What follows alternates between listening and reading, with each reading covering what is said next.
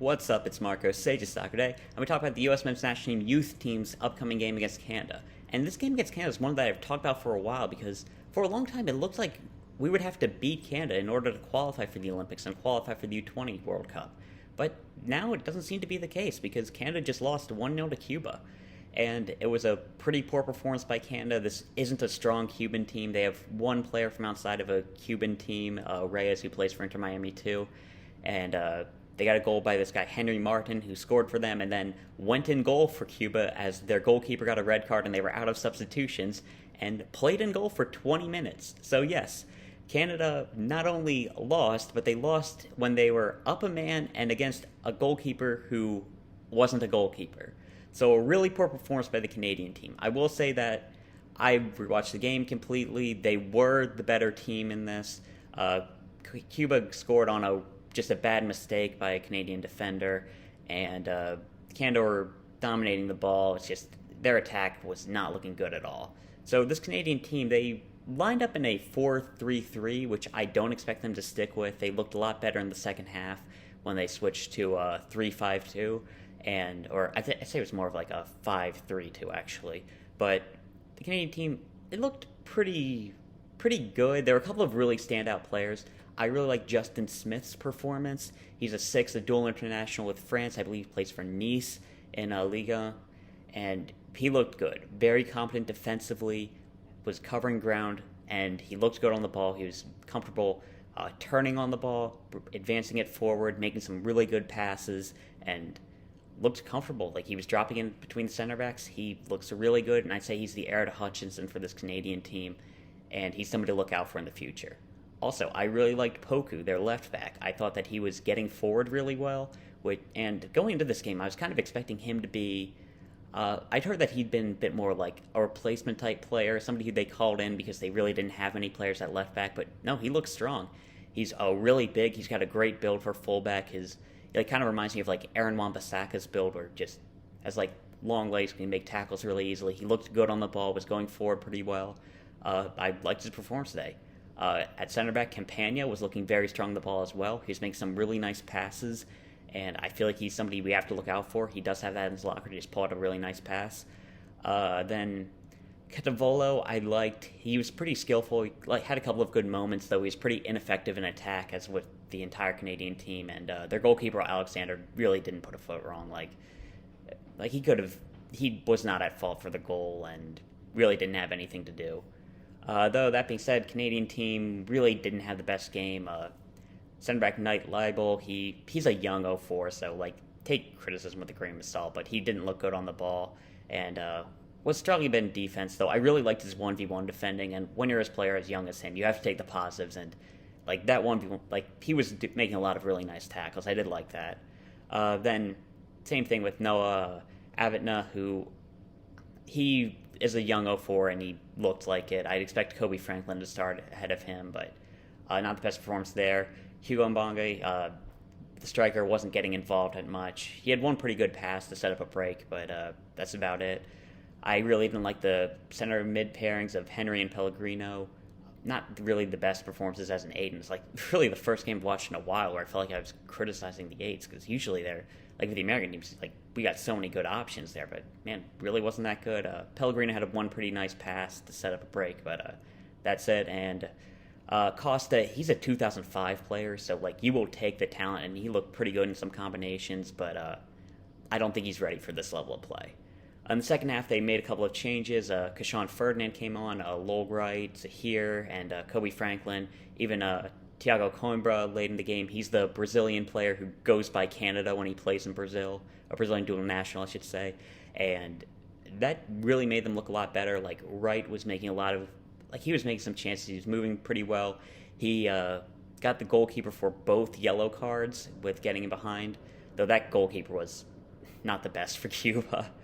Really coming out when he didn't need to, and he hit the crossbar on one cross, so he was looking good. I really liked Kobe Franklin's play at wingback. He was getting forward really well. He's really trying to make chances happen. He really wanted to win this game. Good performance there. Kashawn Ferdinand was pretty good at defense. He was playing the ball out the back pretty well, but not the greatest defensively. I can't say for sure if that was because They were down, they really wanted to go, and he was more concentrated on going forward, but didn't look the best there. And Zahir was a noticeable upgrade in midfield, though. I did like his performance, and he's a pretty good midfielder. Also, I should mention that Thiago Combo, when he came on, I really liked his energy. He had some good movement. I don't think he really had a chance to score, but he did kind of win a penalty. There was an offsides in the build-up, so it didn't end up counting, but he did a great job to do that. And the team definitely looked better in the second half, but it really wasn't that good. And just as a whole, this Canadian team, they did dominate the ball. I thought they pressed pretty well, and I really liked the creativity that they allowed players. Like, a lot of good passes were being made. A lot of players were allowed to go on runs, even from defensive positions like Poku, Franklin, Kishan Ferdinand did it as well. Like, they're taking advantage of their players being good on the ball, and I like that they're allowing their players to do that. But that being said, their attack, toothless. Like, nothing, no real threats. They didn't force a goalkeeper to make a save in a game where they were playing a striker who was like 5'5", who was substituting as a goalie. Like, that is a failure. And also, like, the team, I think they kind of lacked chemistry. You could see that in the back line. I felt like their offsides line was kind of a bit off. Like, the players were playing some different lines, especially in the second half. I noticed that. And just going forward, you could see guys weren't on the same page when making runs. You'd have somebody, like, pass into nowhere because they thought a player was making a run, just making some mistakes. I felt like the chemistry wasn't really there. That's to be expected. We saw them have a lot of youth camps canceled. I think their first one was going to be in the winter, but that got canceled due to an outbreak as well. So disappointing to see there, but that's something that could get better. For going to the U.S. game and how that game will actually go, I think the U.S. has to be the favorites. It looks pretty good for them. I mean, before, like, this game was almost meaningless because the top two teams in the group will end up playing each other in the quarterfinals. But now, instead of needing to beat Canada twice, basically, or at least beat them in an all-or-nothing game, now they only need to get a point, and then they are done with Canada for the rest of the competition. Unless my man Micah Garnett goes off against Cuba and gets St. Kitts and Nevis a win, but I feel like that's unlikely. So, for the actual game, I feel like the U.S. has to be heavy favorites. You have to say that, especially after just how bad Canada was today. Like, and even forgetting that game, the USA team just has a lot more talent, and I should add that a lot more, like, older talent. I was mentioning a lot of young players on the Canadian team. The USA has a really good group of, like, 2003 players that I feel like will really help them, as opposed to a Canadian team, which they really don't have too many in that 2003 group. They're relying on a lot of 04 players, a couple of 05 players as well. So that definitely helps them, and like, I think there's just a bit of a talent gap, especially in midfield. I look at Paxton Aronson, Caden Clark, Alvarado looked really good. Daniel Edelman, like, he's a strong player as well. And compared to a lot of guys who haven't seen pro minutes at all, and that's a huge strength for the American team. And even though we don't have a real recognized striker, we were clinical. Paxton Aronson was looking really good finishing. Even, like, a Cuevas picked up a goal. We were looking good on corner kicks. Like, everything really lines up with this American team winning. I will say that the Canadian team does have a decent matchup against us. I feel like the Canadian team is better when they're in more of like a defensive counterattacking situation. Zahir and Smith is a really good midfield group that, even though I feel like the American team has better on-ball ability, that defensive line there, that could easily cause some problems. Maybe they can break up an attack and lead to a counter. Also, the fullbacks looked really good, Poku and Kobe Franklin.